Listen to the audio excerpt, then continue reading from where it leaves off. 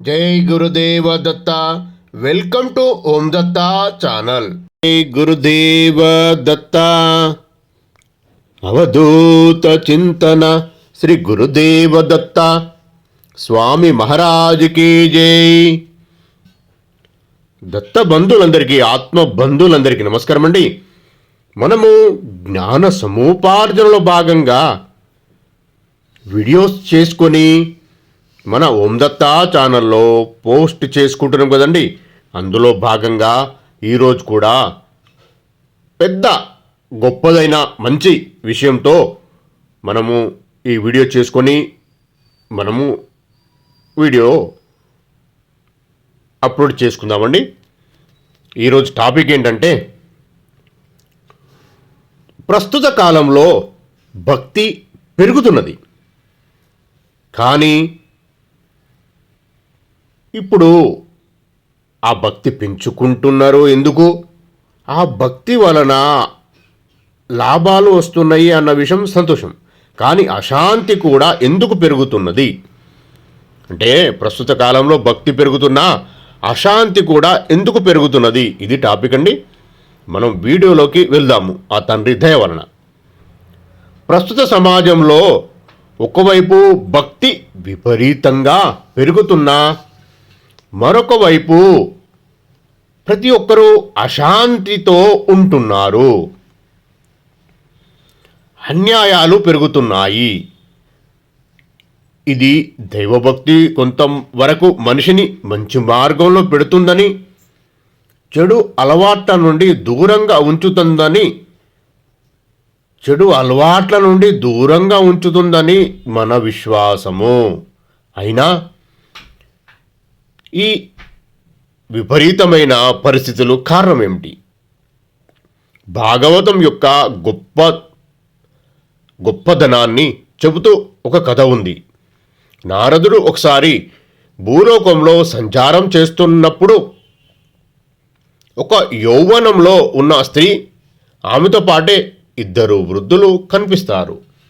ఆమె చాలా దుఃఖిస్తూ ఉండగా అక్కడ గుమ్మి కూడి ఉన్నవారు ఆమెను ఓదార్చడానికి ప్రయత్నిస్తూ ఉంటారు.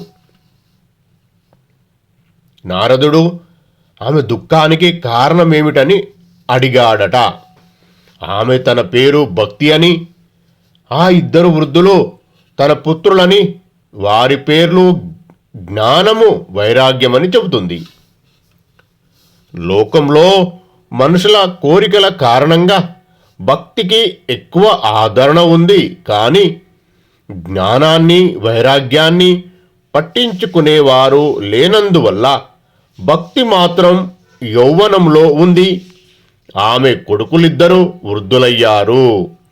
ఇది కలికాల ప్రభావం అని చెబుతుంది. ఈ విషయము ఇంకా కంటిన్యూ చేసే ముందు ఈ వీడియో చాలా గొప్పగా ఉంటుందండి. ఈ వీడియోకు హైప్ ఆప్షన్ వస్తే హైప్ ఆప్షన్ ఇవ్వగలరు, సబ్స్క్రైబ్ చేయగలరు, వీడియోను షేర్ చేయండి. వీడియోలోకి వెళ్దామండి. ఇది కలికాల ప్రభావము. ఓకే, ఈ సమస్యకు పరిష్కారం ఏమిటని నారదుడు ఆలోచిస్తూ ఉండగా సనత్ కుమారుడు ఆయనకు ఒక సూచన చేశాడట. భాగవతంలో వేదవ్యాసుడు భక్తిని, జ్ఞానాన్ని కొత్త శైలిలో అందించాడు. ఉపనిషత్తుల సారాంశాన్నంతా అనేక భగవద్భక్తుల కథల రూపంలో అందించాడు. అన్నీ వింటే ఆ వృద్ధులకు మేలు కలుగుతుంది అన్నాడట. అది విని ఆ ముగ్గురు భాగవతం ప్రవచనం జరుగుతున్న ప్రతి స్థలానికి వెళ్ళుచున్నారు. ఆ ప్రవచనం విన్న తర్వాత వృద్ధులు కూడా యౌవనాన్ని పొందారట. ఈ కథలోని సందేశం సులభంగానే తెలుస్తుంది. దైవభక్తి మనిషికి వైరాగ్యాన్ని ఇస్తుంది. ఆ తర్వాత భగవంతుని స్వరూపమేమిటి అని విచారించే తెలివిని, జ్ఞానాన్ని ఇస్తుంది. అందువల్లే భక్తిని తల్లి అన్నారు. మిగతా రెండింటిని కొడుకులతో పోల్చారు. ఈ మూడింటికి సమాన ఆదరణ ఉండడం అవసరం. భక్తిని మాత్రమే పట్టుకొని మిగతా రెండింటిని వదిలేస్తే వాటికి హాని కలుగుతుంది. మనిషికి కేవలం కోరికలపైనే ధ్యాస ఉన్నప్పుడు కోరికలు తీర్చే వ్యక్తిగా భగవంతుణ్ణి వాడుకుంటారే కానీ భగవంతుని స్వరూపమేమిటి అని విచారించే సంస్కారం ఉండదు, రాదు. 4 రకాల వ్యక్తులు భగవంతుడితో సంబంధం పెట్టుకుంటారని శ్రీకృష్ణుడు భగవద్గీతలో చెప్తాడు.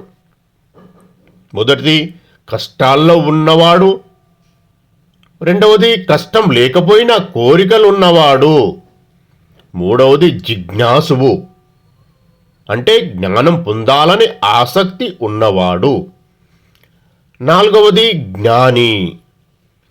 పురాణాల్లోని ఉదాహరణలు చూస్తే కుంతీదేవి, ద్రౌపది మొదటి రకానికి చెందినవారట. ఎంతో ఆర్తితో కృష్ణుని ప్రార్థించారు. భాగవతంలో ధ్రువుడు రెండవ కోవకు చెందినవాడు. భగవంతుడి దర్శనమైన తర్వాత కూడా అతడు వ్యక్తిగత అభ్యుదయాన్ని కోరుతాడు, శాశ్వతమైన ఉన్నత స్థానాన్ని కోరుకుంటాడు. మూడవ కోవకు చెందినవాడు భాగవతంలోని కృష్ణుడు మిత్రుడైన ఉద్ధవుడు మొదలైనవారు. వీరు నిజమైన భక్తి శ్రద్ధ ఉన్నవారు.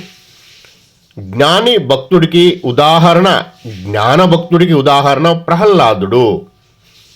పురాణాల్లో 4 రకాల వ్యక్తుల్ని చూశాం. కానీ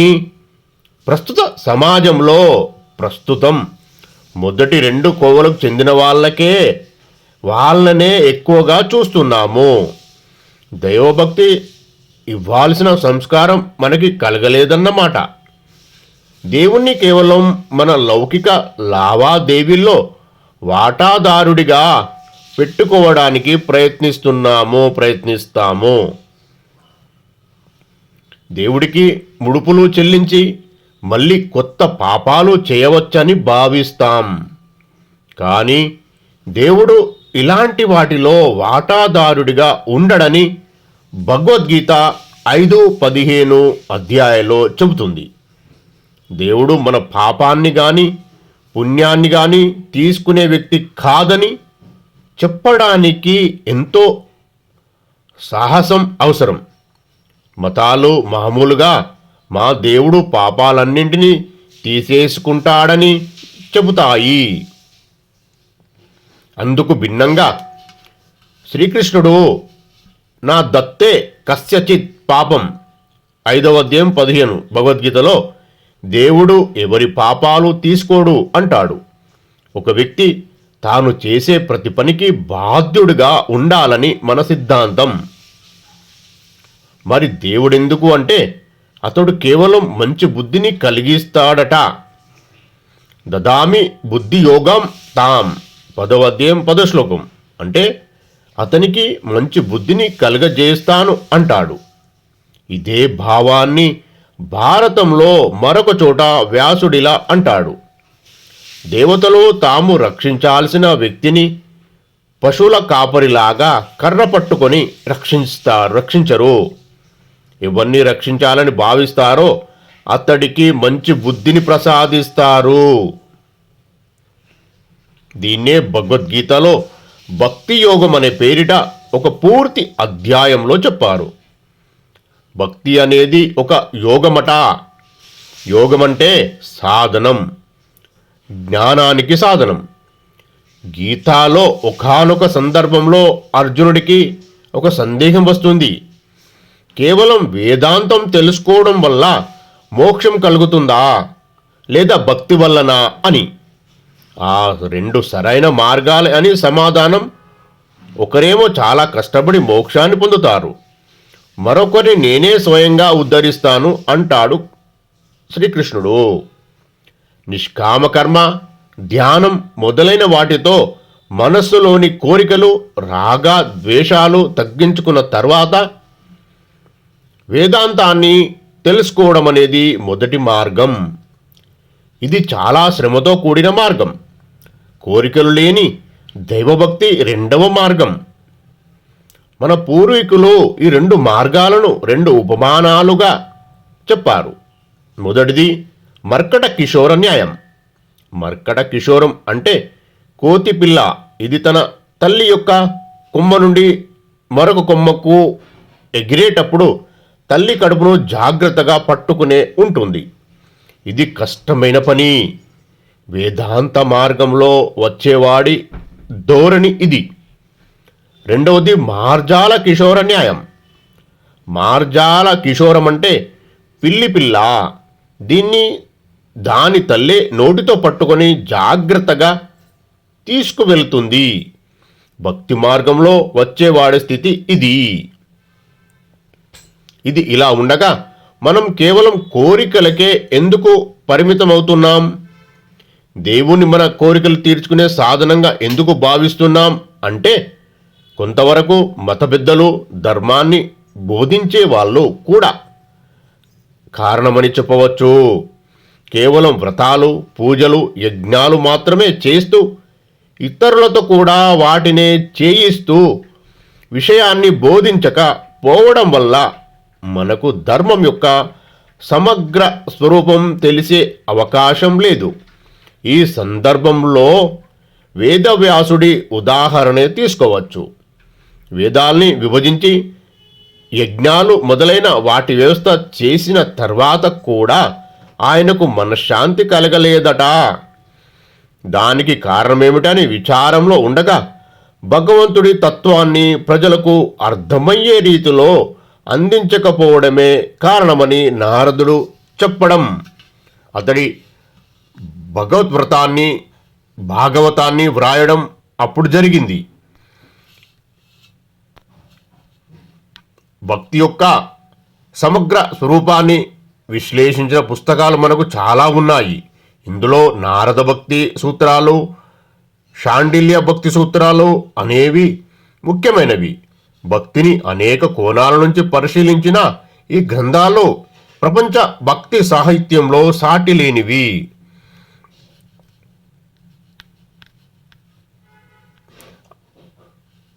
అసలు భక్తి అంటే ఏమిటి? అందులోని రకాలెన్ని?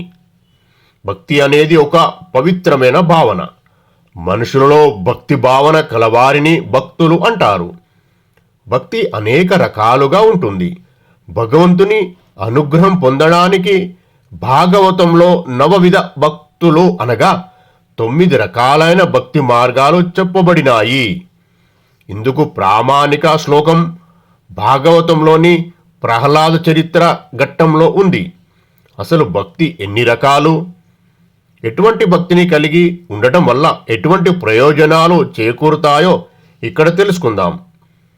1. శ్రవణ భక్తి. సత్పురుషుల వాక్యాలు, సద్గ్రంథాలు విన్న మానవుడు మంచివాడుగా మారడానికి అవకాశం ఉంటుంది. ఇది జ్ఞానానికి మార్గం చూపుతుంది. దీనివల్ల మానవులకు భగవంతుని పట్ల విశ్వాసం పెరుగుతుంది. పరీక్షిత్తు శ్రవణ భక్తిని ఆశ్రయించి మోక్షాన్ని పొందాడు. కీర్తన భక్తి. భగవంతుని యొక్క గొప్ప లక్షణాలను కీర్తించడమే కీర్తన భక్తి.